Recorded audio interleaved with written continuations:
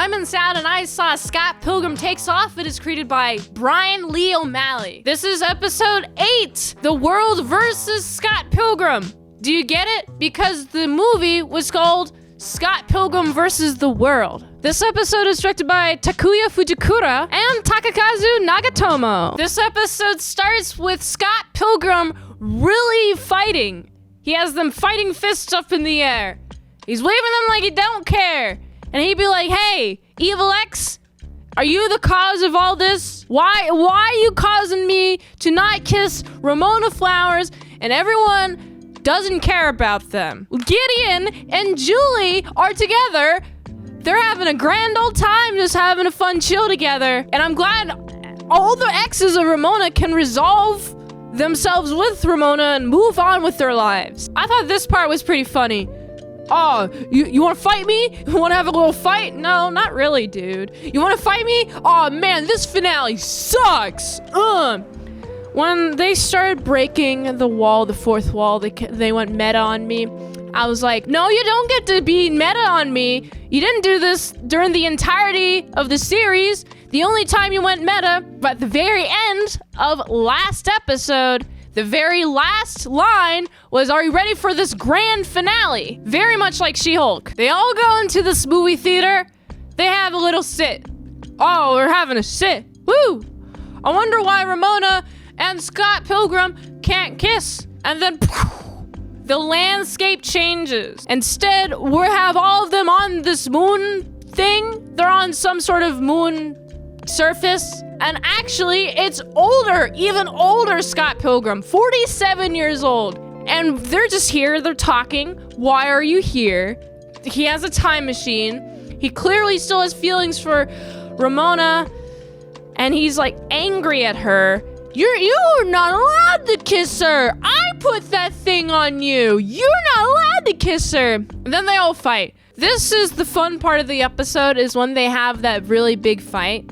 And the animation here is pretty sweet. I'm a big fan. I'd be like, yeah, this entire series should have just been this. Why couldn't this entire series been this? Budget reasons? What's interesting is there's some small tiffs. There's some small tiffs before this big 30-second fight that happens, but all the small tiff fights are maybe 5 seconds or less. This is throughout the entirety of the series. And this has always annoyed me, because I want to see a series where if there's going to be any major fighting, you gotta dedicate to the fighting. You gotta brawl down. You gotta get all your aura and you gotta get all your energy out. And then you gotta blast each other. You gotta do it for at least 2 minutes on screen, at least. Give it some weight, please.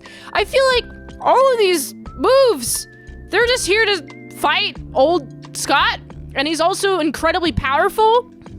There's a moment where Ramona Flowers is saying this exact word, this exact phrase. You know, if that's who you're gonna turn into be, you know, I don't wanna date you, actually. It's sad. Scott Pilgrim clearly doesn't want to be that guy, providing the realest message that this show could provide in the most plain way possible. You know, I could change and not turn into that guy. I don't want to become that guy, actually. That part I actually enjoyed. That part I was okay with.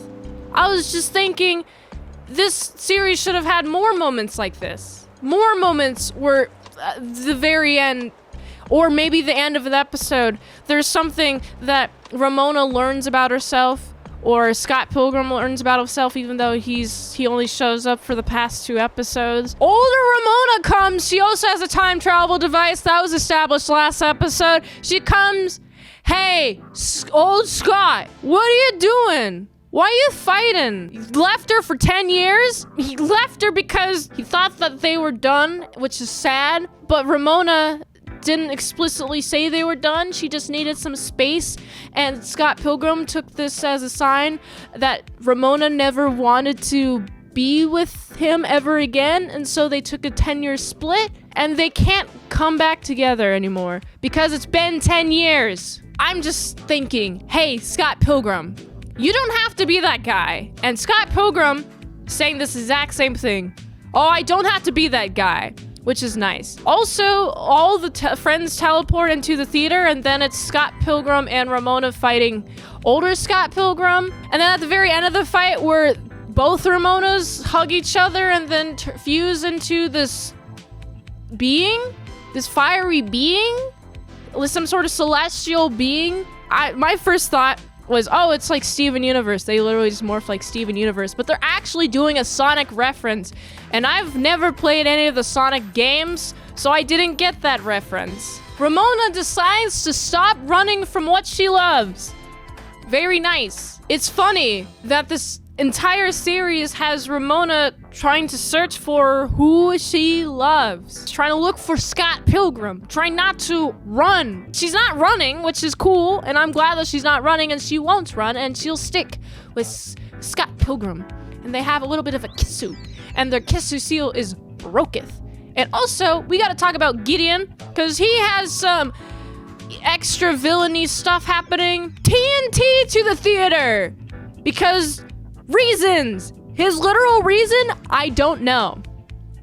You know why you attach TNT to that theater is because you're sad. You're sad that Matthew has your wealth. Matthew can't deal with your wealth. He wants to give it back to you. So all the strings are coming together, tied together, being all tied together, nice and fresh and loose and all clean and cut and all that fun jazz. All of this stuff's happening at the very end of this episode. And I have one thought remaining. One more thing. I do like how we see everybody is going across their own ways. They're having fun. Lucas becomes a barista, which is nice. Everybody comes together.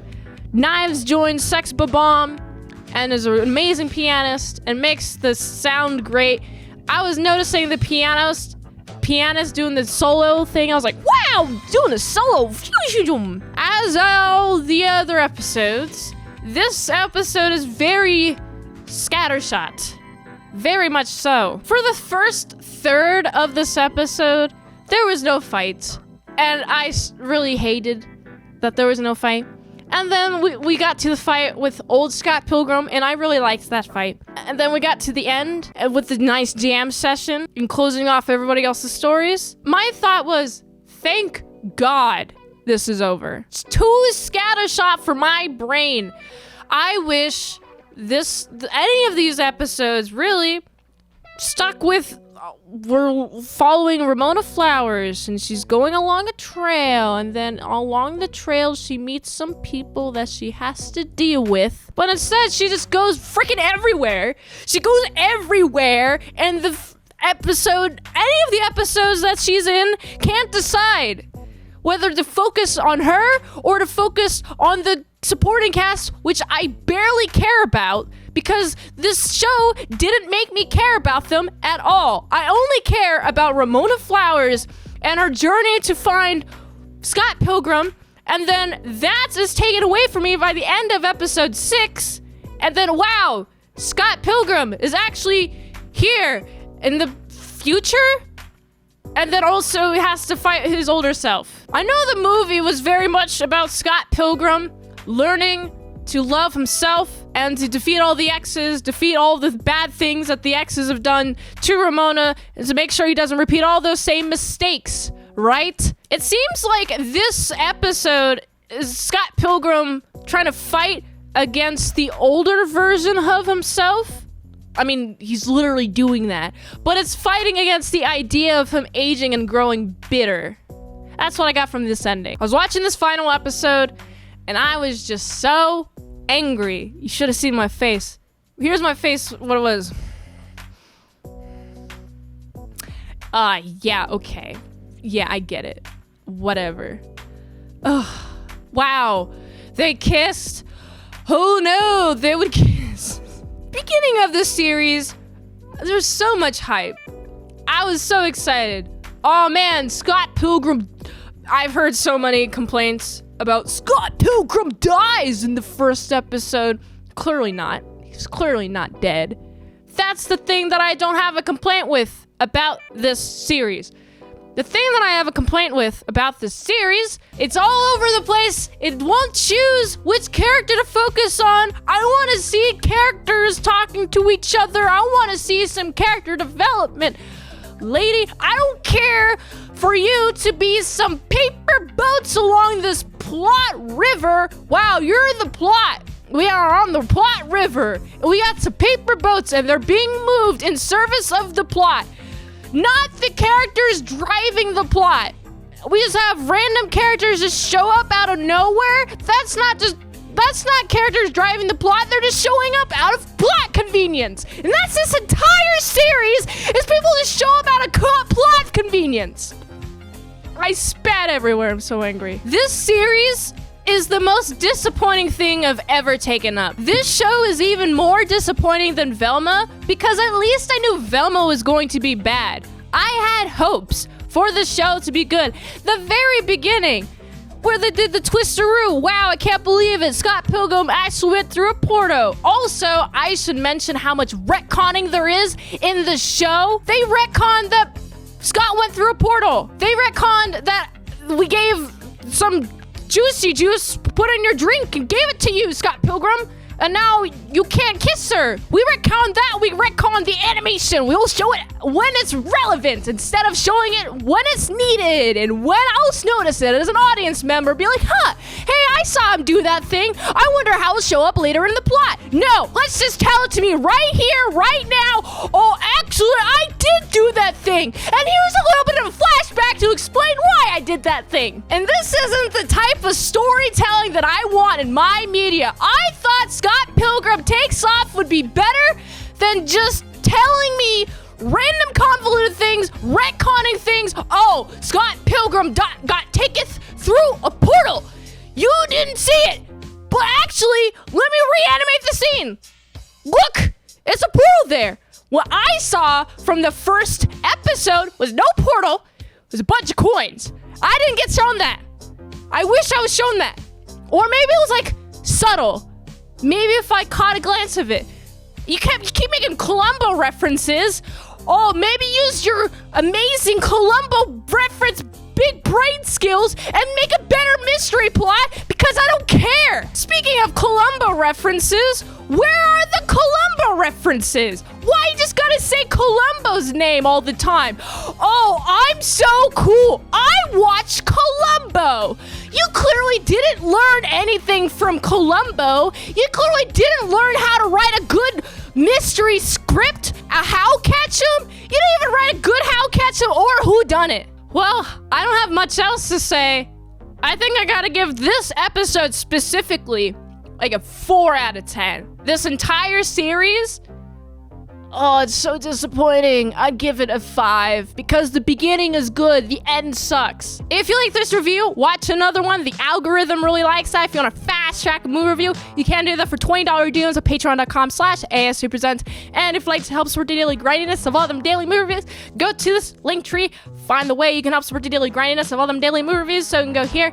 And until next time in Salad Saw, I'll see you later, my salad croutons and bacon bits.